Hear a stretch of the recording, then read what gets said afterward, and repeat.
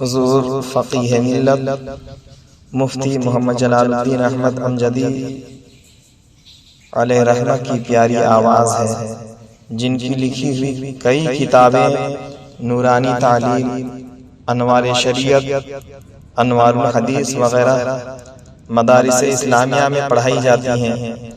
بد مذہبوں کا رد تو ان کی کتابوں میں آپ پڑھ چکے ہیں، آج ان کی آواز مبارک بھی سن لیجیے۔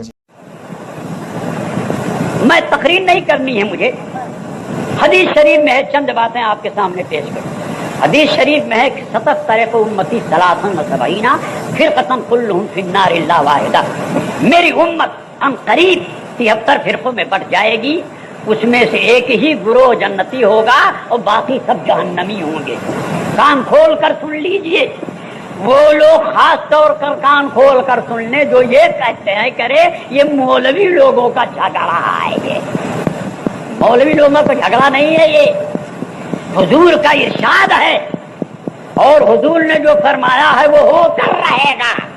درخت اپنی جگہ سے چل سکتا ہے، پہاڑ اپنی جگہ سے ہل سکتا ہے، بہتا ہوا کھانا رک سکتا ہے، مگر میرے پیارے مصطفیٰ کا فرمان نہیں چل سکتا ہے۔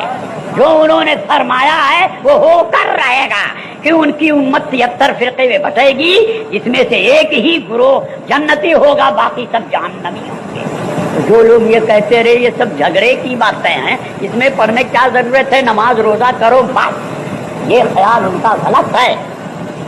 نماز روزہ تو قادیانی بھی کرتا ہے، دیوبندی بھی کرتا ہے، غیر مقلد بھی کرتا ہے، مودودی بھی کرتا ہے، اور ہم اہل سنت و جماعت بھی بحمدہ تعالیٰ کرتے ہیں۔ تو صرف نماز روزہ کی سے جو ہے حق پر ہونے کا ثبوت نہیں، نماز روزہ جو ہے کسی کا یہ اس کے حق پر ہونے کا ثبوت نہیں۔ قادیانی نماز روزہ کرتے ہیں، کلمہ پڑھتے ہیں، مگر اس کے باوجود دیوبندیوں نے ان کو مرتد قرار دیا ہے کہ ان کے پیچھے نماز پڑھنا جائز نہیں۔ فتاوی دارالعلوم دیوبند اٹھا کر دیکھ لیجئے، آپ کے پاس نہ ہو تو ہمارے دارالعلوم جدیہ میں آ کر دیکھ لیجئے آپ، کہ وہ کلمہ پڑھنے والے ہیں، وہ نماز پڑھنے والے ہیں قادیانی، زکوٰۃ دینے والے ہیں قادیانی، روزہ رکھنے والے ہیں قادیانی، مگر ضروریات دین میں سے ایک بات کا انکار کر دیا تو دیوبند والوں نے ان کو کافر و مرتد قرار دیا۔ اور مرتضی حسن دربھنگی نے کتاب لکھی اشد العذاب علی مسیلمۃ الپنجاب، اشد العذاب علی مسیلمۃ الپنجاب، یعنی پنجاب کے مسیلمہ پر سخت عذاب۔ تو پنجاب کا مسیلمہ کون؟ وہی غلام احمد قادیانی۔ تو اس کتاب پر دیوبند کے تمام مولوی جو اس زمانے میں زندہ تھے سب کے دستخط، سہارنپور کے تمام مولویوں کے دستخط ہے، وہ کتاب دیکھی جا سکتی ہے میرے پاس موجود۔ اور بھوپال کے تمام وہابی دیوبندی مولویوں نے، بنارس کے تمام وہابی دیوبندیوں نے اس بات پر دستخط کیا ہے کہ غلام احمد قادیانی کافر و مرتد، کافر و مرتد۔ اب رہا یہ سوال کہ ہم غلام احمد قادیانی کو کیا کہتے ہیں، تو ہم کو تو لوگ کہتے ہیں کہ صاحب یہ سنی لوگ، بریلوی لوگ جو ہیں لوگوں کو کافر بناتے ہیں، لیکن یہ خیال غلط ہے، ہم کسی کو کافر بناتے نہیں، کسی مسلمان کو ہم کافر بناتے نہیں ہیں، بلکہ جو کافر ہوتا ہے اس کا کافر ہونا صرف بتاتے ہیں، بناتے نہیں، بتانے کا صرف کام کرتے ہیں۔ جس طرح سے ضروریات دین میں سے ایک بات کا انکار کیا غلام احمد قادیانی تو کافر ہو گیا، ایسے ہی دیوبند کے مولویوں نے بھی اپنے کفریات قطعیہ کی بنا پر کفر میں مبتلا ہوئے اور مرتد ہو گئے۔ تفصیل کے لیے فتاوی حسام الحرمین دیکھا ہے آپ کہ مکہ معظمہ مدینہ طیبہ کے علماء کرام مفتیان اعظام نے ان کے کافر ہونے کا فتویٰ دیا۔ اور الصوارم الہندیہ جو شیر بے شیر سنت علیہ الرحمت والرضوان کی مرتب کردہ اور لوگوں سے دستخط حاصل کردہ کتاب الصوارم الہندیہ ہے، اس کو دیکھیں کہ ہندوستان کے بڑے بڑے مفتیوں نے ان کے کافر و مرتد ہونے کا فتویٰ دیا ہے۔ تو نماز روزے پڑھنا چاہیے آپ، نماز روزہ والوں کو خود انہوں نے کافر کہا ہے، مرتد قرار دیا ہے۔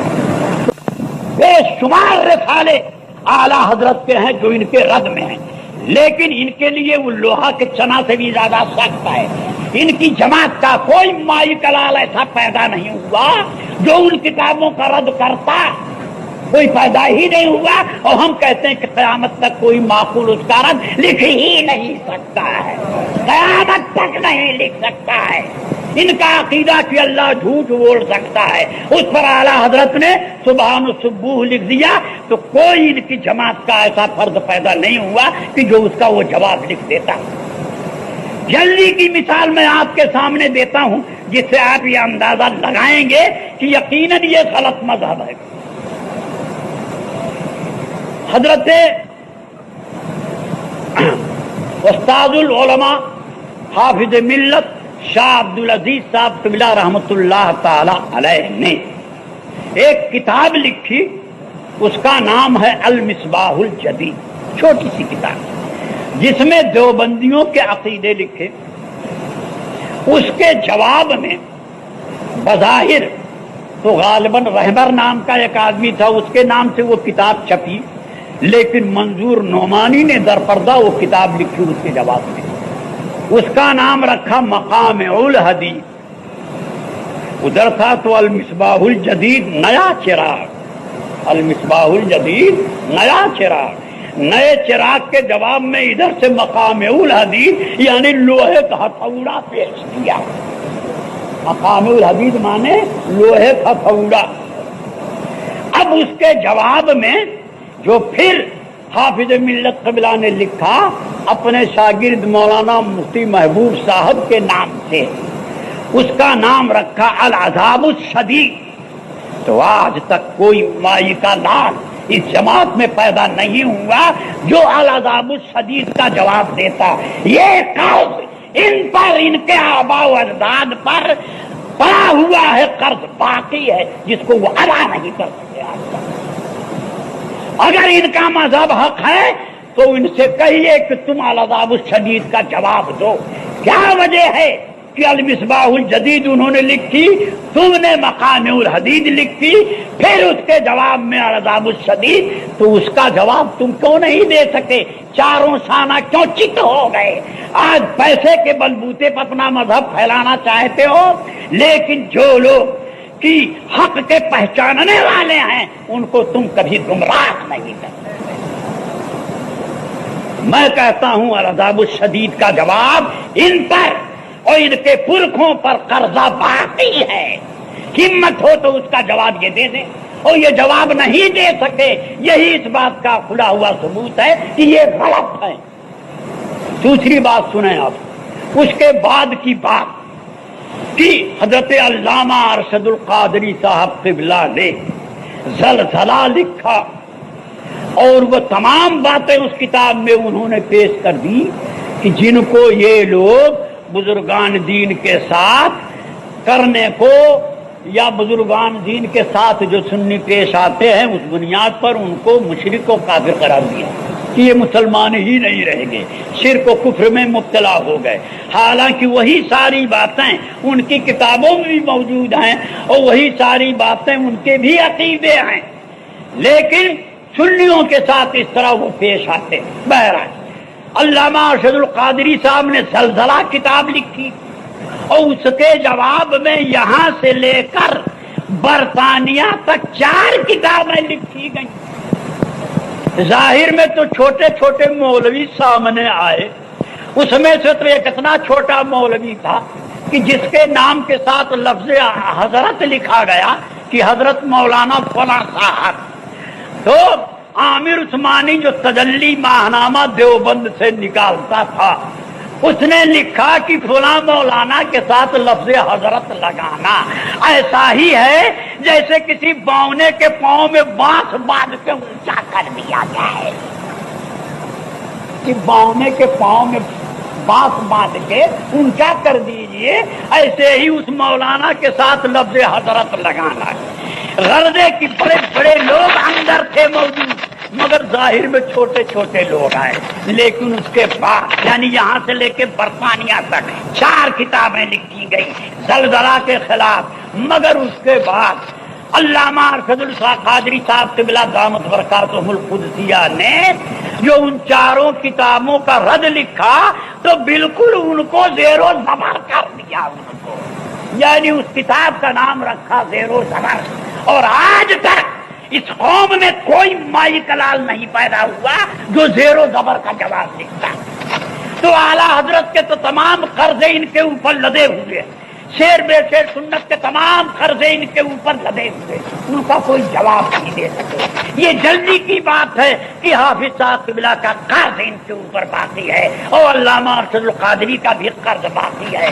اور اگر ان کے اندر طاقت و قوت ہے، اگر یہ حق پر ہیں، اپنے آپ کا دعویٰ کرتے ہیں کہ ہم حق پر ہیں، تو ان کتابوں کا وہ جواب لکھیں. لیکن ہم کہہ دیتے ہیں کہ وہ جواب اس کا نہیں لکھ پائیں گے. یہ آج کی بات نہیں ہے، کئی سال پہلے کی بات ہے. یہ لوگ اپنے کانوں میں تیل ڈال کر بیٹھے ہوئے ہیں اور دھاندلی و بے حیائی پر آمادہ ہیں اور سعودیہ عربیہ کے ریال کے بلبوتے پر سنیوں کا یہ ایمان خریدنا چاہتے ہیں. حقیقت میں یہ باطل پرست ہیں اور غلط ہیں. لہذا ہے مسلمانوں، آپ اس کے پھندے میں ان کے آنے کی کوشش نہ کیجیے. اگر وہ آپ کو روزگار کے لیے پیسہ دیتے ہوں تو جان لیجیے آپ کہ روزگار کے لیے پیسہ ہم کو اس لیے دیا جا رہا ہے کہ ہمارے ایمان کو یہ خریدنا چاہتا ہے، ہمیں بے ادب اور گستاخ رسول بنانا چاہتا ہے، اس لیے یہ ہم کو پیسہ دے رہا ہے. ارے دیہاتوں میں تو بقرعید کے موقع پر بکرے بھی تقسیم کیے جاتے ہیں. جو گاؤں کا بااثر آدمی ہوگا اور اچھا آدمی ہوگا، کچھ خوشحال ہوگا، جس کا آبادی کے اندر اثر ہوگا، اس کو بکرے بھی یہ لوگ پیش کرتے ہیں. کیوں؟ بکرا دے کے اس کو پہلے صلح کلی بنائیں گے اور صلح کلی کے بعد پھر اس کو دیوبندی بنائیں گے. تو آپ ان کے پھندے میں کبھی نہ آئیے. اب یہ مناظرے کا نام نہیں لیتے، اب یہ ہماری کتابوں کا جواب نہیں دے سکتے ہیں. اب عرب کے ریال کے بلبوتے پر سنیوں کا ایمان یہ خریدنے کی کوشش کرتے ہیں. آپ ان سے ہوشیار رہیں. اللہ تعالیٰ آپ کو ان کے فریب سے محفوظ رکھے. آمین ثم آمین. السلام علیکم.